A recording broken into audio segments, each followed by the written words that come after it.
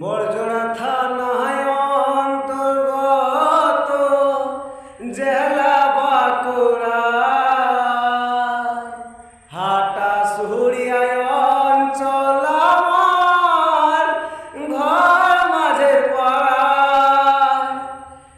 বরজোড়া থানায় অন্তর্গত জেলা বাঁকুড়া